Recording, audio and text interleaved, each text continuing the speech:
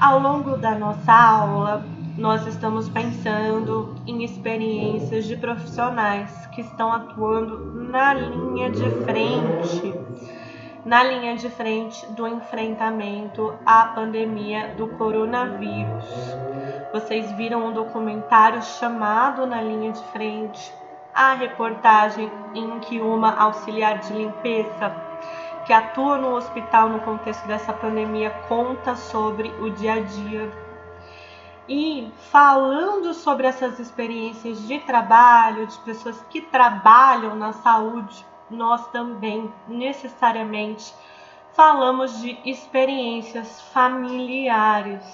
Afinal de contas, esses profissionais da linha de frente estão atendendo pessoas, suas famílias, lidando com um sofrimento muito forte que atravessa as relações familiares como um todo. Então, desde março do ano passado, nós estamos completando um ano. Foram muitas as famílias que passaram por sofrimentos intensos, desde a preocupação sobre as condições de infecção, sobre os cuidados necessários para não transmitir, para não infectar pessoas mais vulneráveis da família, passando pelo adoecimento, por quadros graves de adoecimento, infelizmente por muitas mortes. O nosso país passou e continua passando por muitas mortes todos os dias. Nas últimas semanas tem sido mais de uma morte. Tem sido praticamente uma morte por minuto, gente. Então, assim, agora imagina entre esses profissionais que estão na linha de frente, que o Brasil também é o país onde mais morreram profissionais da saúde. Que além de ser uma morte sofrida e dolorida, e da morte ser algo tão triste, quando alguém que amamos, quando alguém próximo, quando alguém que nós temos um vínculo morre, são outras as condições de despedida, são outras as condições do velório, do enterro, dos rituais que permitem os símbolos para essa experiência da morte que é tão dura, que é tão sofrida, possa adquirir significado, possa ser elaborada, possa ser processada nas experiências de quem passa. Então, quem passou, eu sinto muito, quem entre vocês passou por alguma morte nesse último ano, conhece o quanto a possibilidade de se despedir, a possibilidade de marcar simbolicamente com os rituais, tudo isso está muito afetado.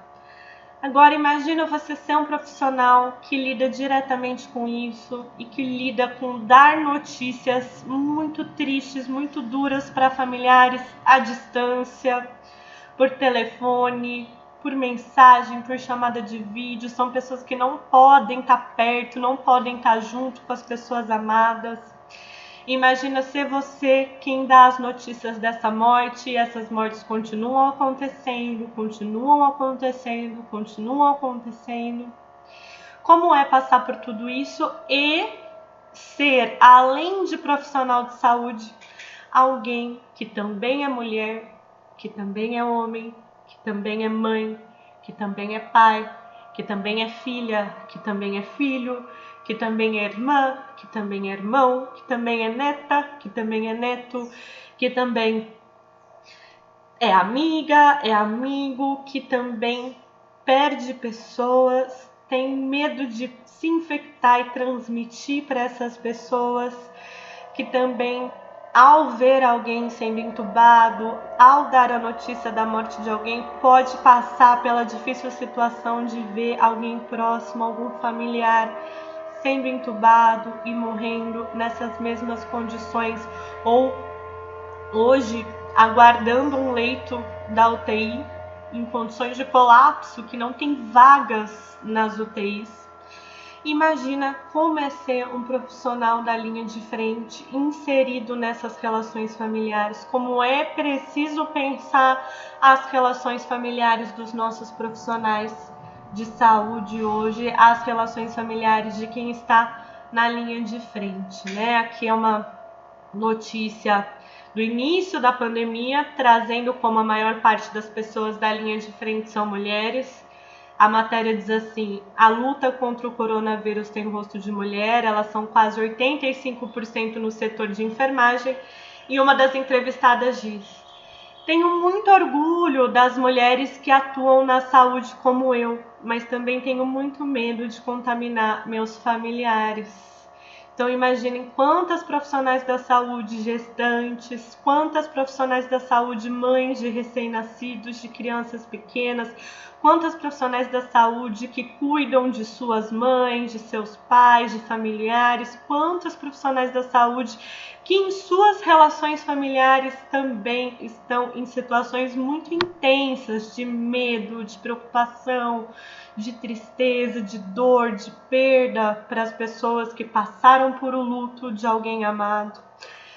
É muito necessário a gente pensar sobre a saúde psicológica em tempos de coronavírus e o quanto esses efeitos e impactos na saúde psicológica que são tão evidentes hoje vão perdurar. Vocês que estão se formando em psicologia, vocês que estão no último ano de psicologia, isso é algo que a gente vai acompanhar e vai precisar se preparar e preparar a nossa sensibilidade, a nossa escuta por bastante tempo, né? Aqui é uma matéria de 5 de março de 2021, em que são entrevistados profissionais da saúde falando das crianças, que a gente sabe que agora, nesse ano, com as variantes, a infecção e a morte das crianças tem sido mais frequente. E a fala de uma profissional que diz assim: dói demais ver as crianças morrendo sem poder ver os pais. É uma pediatra de uma unidade de tratamento intensivo, contando como é ver a morte de crianças que não pode estar presencialmente perto da mãe, do pai, de familiares. Então aqui nessa imagem da Secretaria de Saúde do Ceará, a legenda é: diante da proibição de visitas na UTI infantis de Covid-19, médicos e enfermeiros do Hospital Albert Sabin, não sei se é assim que pronuncia, em Fortaleza, fizeram vaquinha, né? Se reuniram e fizeram uma vaquinha, porque não é um equipamento que o hospital está disponibilizando. Fizeram apesar de eu considerar um equipamento muito necessário para cuidar da saúde nesse momento, porque a saúde psicológica está sendo devastada, né?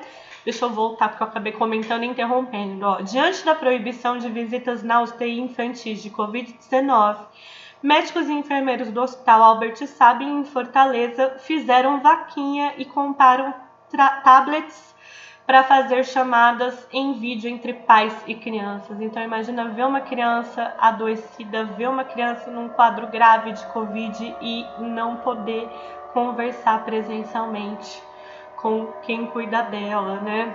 Aqui também fala que o momento mais desgastante é de dar notícias da gravidade por telefone, como que é tá cuidando dos filhos de alguém, de crianças pequenas, não só quando são crianças, está cuidando do familiar de alguém, da pessoa amada de alguém e dá a notícia do agravamento da doença, da probabilidade de morte ou da morte por telefone. E como é imaginar você tá ali cuidando do filho de alguém, imaginando o seu filho em casa, você tá ali cuidando da mãe de alguém, imaginando a sua mãe em casa. Aqui, equipe de UTI infantil para Covid-19 tenta passar acolhimento às crianças pela voz e o toque, já que não podem mostrar o rosto por causa das máscaras e outros equipamentos de proteção. Nas entrevistas que vocês fizeram em novembro, no estágio de triagem, quem fez triagem adultos comigo, teve uma das psicólogas entrevistadas que atua com estimulação precoce de crianças pequenas e ela fala como essa questão da paramentação acaba gerando uma distância, que ela buscava ir mostrando para a criança o processo dela se paramentando, para a criança reconhecer, identificar. Então imaginem, né, como é ser profissional da saúde e buscar transmitir acolhimento nesse momento. Essas imagens são da matéria sobre quem está atendendo crianças. E é uma tristeza muito grande, né? essa matéria da agência pública, ela é ainda muito dura de ler, tanto que eu não trouxe os exemplos. Quem deseja ler tá no site da agência pública, que é sobre os filhos sem mães, como se viram as famílias com órfãos da Covid-19. Então, se a gente está com uma morte por minuto, em média no Brasil, quantas crianças, quantas adolescentes, quantas pessoas no geral, mas quantos são os filhos sem mãe, sem pai, a perda de familiares, como muda a vida de muitas pessoas, essas muitas mortes que estão acontecendo no Brasil. E nessa matéria são entrevistadas famílias, né, os pais, familiares, pessoas que cuidam hoje dos filhos e filhas das mães que morreram do início da pandemia até aqui, e muitas dessas mães são profissionais da saúde que morreram em decorrência de infecções, atuando na linha de frente, e como é hoje para essas crianças. Então a descrição da notícia é: um ano após o início da pandemia, familiares relatam como encaram o desafio de criar as crianças e adolescentes que perderam parentes diretos. Então nós estamos falar sobre as relações de cuidado e as relações familiares na pandemia é falar sobre mortes, é falar sobre luto, um luto que já tem uma grande dificuldade, que é o não poder haver os mesmos rituais, o mesmo processo de simbolização da perda, se despedir presencialmente, como tem todas as alterações pelos protocolos no velório, no enterro, em outros processos funerários. E além da dificuldade de nomeação, de reconhecimento, de elaboração e de simbolização de uma morte numa condição tão delicada como a da pandemia, nós temos um grave cenário político em que esse número de mortes tão alto e crescendo é chamado de mimimi. Então essa imagem, né? A mamãe foi pro céu, papai, e o pai disse: foi, querido. E se eu ficar triste, é mimimi? É algo para nossa profissão pensar como é uma grande responsabilidade ser psicólogo em um contexto assim. E como a gente vai precisar lidar, como precisa lidar hoje, vai precisar lidar a longo prazo com os efeitos, tanto de uma situação tão triste, tão dolorosa, tão catastrófica, quanto de um cenário político do nosso país em que é tão dilacerante a negação da gravidade do que está acontecendo, a ausência de reconhecimento da gravidade do que está acontecendo.